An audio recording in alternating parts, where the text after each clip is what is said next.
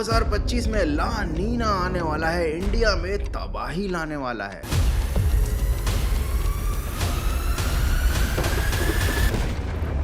ला नीना के आने से ये हो जाएगा, वो हो जाएगा, ऐसा हो जाएगा, वैसा हो जाएगा, ये सारी बातें आपने बहुत सारी YouTube वीडियोस में देख ली होंगी। ऐसा बताया जाता है जैसे कि ला नीना कोई बहुत बड़ा और बहुत ही खतरनाक और रेयर इवेंट है जो 10-12 सालों में एक बार होता है और भयानक तबाही लेकर आता है। La Nina effect. La Nina effect. La Nina. La Nina. La Nina. La Nina effect. बहुत सारे लोग अपने वीडियोस में ऐसी बातें बताते हैं कि देखो ला नीना की वजह से नॉर्थ इंडिया में जहां पर कड़ाके की ठंड पड़ रही है, वहीं दक्षिण भारत में मतलब साउथ इंडिया में भयानक बाढ़ आ रही है, साइक्लोन्स आ रहे हैं, सुनामीज आ रही हैं। मतलब ला नीना से होने वाले जो भी इफेक्ट होते हैं उनको इतना मसाला लगाकर बताया जाता है कि सुनने वाले को मजा आ जाता है, थोड़ी घबराहट भी हो जाती है। लेकिन आज के वीडियो में हम ऐसी बातें नहीं करेंगे, बल्कि आज हम जानेंगे ला नीना का सच। मैं अल नीनो, ला नीना और पूरे इंडिया के मौसम में चेंजेस का खेल आपको इतने सिंपल वर्ड्स में समझा दूंगा। ला नीना की वजह से इंडिया में होने वाली तबाही का मंजर आपको दिखला दूंगा, वो तबाही जो कभी होने ही नहीं वाली। तो फटाफट से ब्लैंकेट ओढ़ लो क्योंकि सर्दी बहुत हो रही है और हो जाओ तैयार, क्योंकि आज हम जानने वाले हैं एक ऐसे टॉपिक की सच्चाई जिसके बारे में बात कर करके हर कोई यूट्यूब पर बस ज्ञान पेल रहा है, लेकिन असल बात कोई नहीं बता रहा। और वीडियो को शुरू करने से पहले मैं आपको बता दूं कि ला नीना जो है ना, ये एक लैटिन वर्ड है और इसको ला निनिया कहा जाता है। इसका प्रॉपर जो प्रोनाउंसिएशन है ला निनिया है। लेकिन भैया हमें देसी लोग तो जो दिखता है वही हम बोलते हैं, तो इस वीडियो में मैं इसको ला नीना ही बोलूंगा। तो कोई होशियार कमेंट मत करना कि भाई ला नीना नहीं ला निनिया होता है। तो निनिया को छोड़ते हैं उसकी दुनिया में और चलते हैं ला नीना की दुनिया में जानने इसकी सच्चाई आज के तगड़े वीडियो में।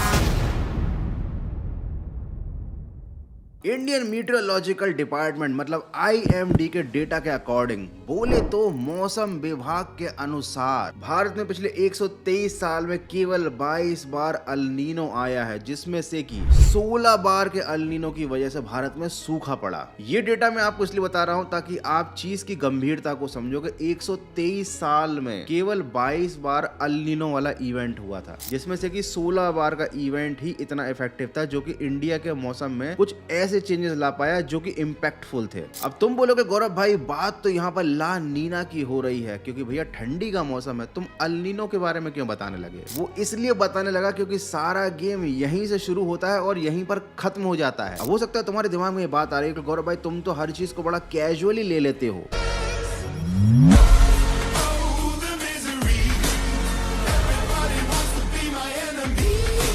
तो जरा अब मेरी बात को ध्यान से सुनना, पूरी प्रोसेस को समझना, उसे समझने के बाद तुम खुद बोलोगे कि इतनी छोटी सी चीज की, इत्तू सी चीज की इतनी बड़ी हाइप बनाकर रखी है यूट्यूबर्स ने। अल नीनो और ला नीना दोनों ही लैटिन वर्ड्स हैं। अल नीनो का मतलब होता है लिटिल बॉय, मतलब छोटू हमारी देसी भाषा में, और ला नीना का मतलब होता है छोटी बच्ची, मतलब लिटिल गर्ल, बोले तो छुटकी। अब ये छोटू और छुटकी का आखिर रोल क्या है? ये इंडिया में तबाही कैसे मचा सकते हैं, चलो समझते हैं। और वीडियो को छोड़कर अब बिल्कुल मत भागना क्योंकि अब मैं बहुत सही चीज समझाने वाला हूं, बिल्कुल सिंपल वर्ड्स में। पैसिफिक ओशियन का जो ईस्ट वाला साइड है उसे कहते हैं ईस्टर्न पैसिफिक, और जो वेस्ट से लगा हुआ साइड है उसको बोलते हैं वेस्टर्न पैसिफिक। देखो टर्म वाले लॉजिक पर मत जाना क्योंकि अभी मैं सिंपल भाषा में चीजें समझा रहा हूं। तो ईस्टर्न पैसिफिक जो है वो पेरू के पास में है, और जो वेस्टर्न पैसिफिक है वो है समझ लो आप ऑस्ट्रेलिया और एशिया के पास में, या सिंपली कहें तो इंडिया के पास में। अब जो वेस्टर्न वाला पार्ट है वहां पर पानी थोड़ा सा वार्म रहता है, और जो ईस्टर्न साइड है वहां पर पानी थोड़ा सा ठंडा रहता है। वो इसलिए रहता है क्योंकि जो वेस्ट साइड है वहां का माहौल थोड़ा सा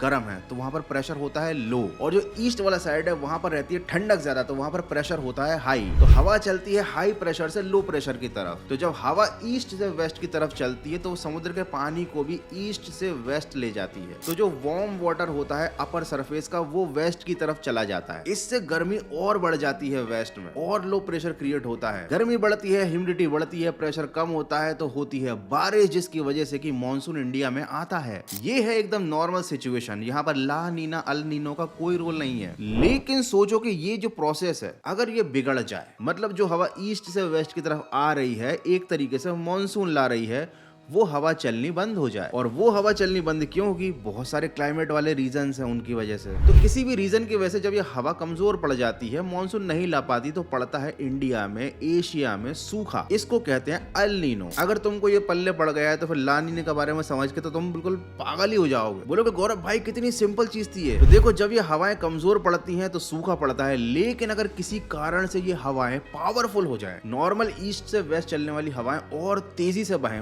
और पावरफुल तरीके से बहें, तो ये लेकर आती है मानसून खतरनाक वाला, मतलब एक्सट्रीम वाला मानसून, और ये होता है ला नीना। बात खत्म, पैसा हजम। देखो, ये सब नेचुरल फेनोमेना है और इनका होना भी जरूरी है। ये कोई ऐसी बहुत खतरनाक चीज नहीं है जिससे कि डरा जाएगा अरे भैया ला नीना आने वाला है, अब तो मतलब the day after tomorrow movie बन जाएगी, इंडिया में हर जगह बर्फ ही बर्फ होगी।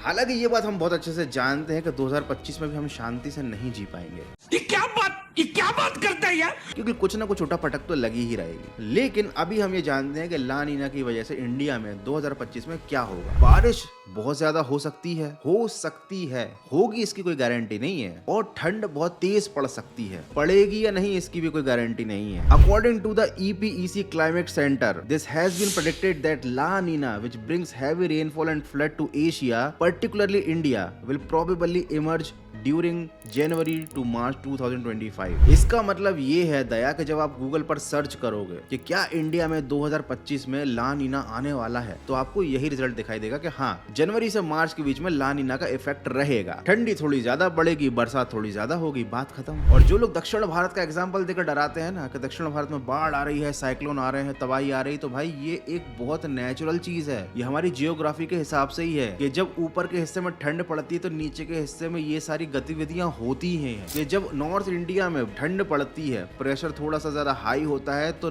जो साउथ इंडिया है ना, यहाँ पर साइक्लोन्स आना, बाढ़ आना, तूफान आना, ये सारी चीजें हमेशा ही होती हैं। इनका ला नीना से कोई बहुत ज्यादा लेना देना नहीं है। और अगर आपको लगता है कि 2025 में क्या इम्पैक्ट हो सकता है ला नीना का, तो उसके लिए आप ये देखो कि पिछली बार जब ला नीना आया था तो उसने क्या किया था इंडिया के साथ। पिछली बार ला नीना आया था 2020 से 2023 के बीच में। तो क्या तुम्हें याद है कि 20 से लेकर 23 वाले साल में कुछ बहुत भयानक तबाही मची थी? नहीं मची थी, कुछ भी खास नहीं हुआ था। जैसा वेदर चलता है वैसा ही चला था। थोड़ी बहुत जहाँ पर ट्रेजेडीज होती थी वैसी हुई थी, कहीं पर बाढ़ आई थी, कहीं पर सूखा हुआ था, कहीं पर ठंडी ज्यादा पड़ी थी, लेकिन ऐसा कुछ नहीं हुआ था जिसके बारे में हम सोच सोच कर घबराएं। और सेम वही चीज होने वाली है 2025 में। मतलब कुछ खास नहीं होने वाला है। मतलब मैं तुम्हारी जिंदगी की बात नहीं कर रहा हूँ, मैं मौसम के बारे में बात कर रहा हूँ।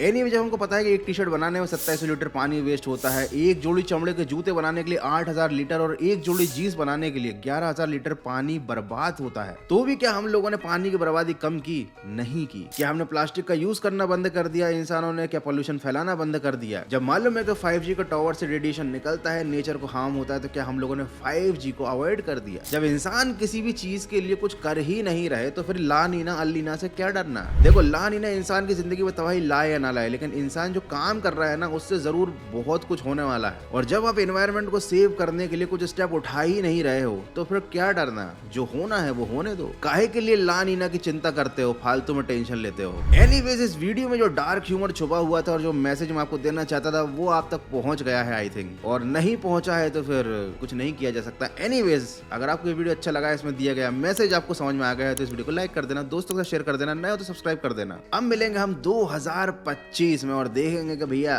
क्या होता है 2025 में। तब तक अपना ध्यान रखो, चिल करते रहो, और हाँ, पॉल्यूशन मत फैलाना। मिलते हैं अगले एक और नॉलेजेबल और तगड़े वीडियो में।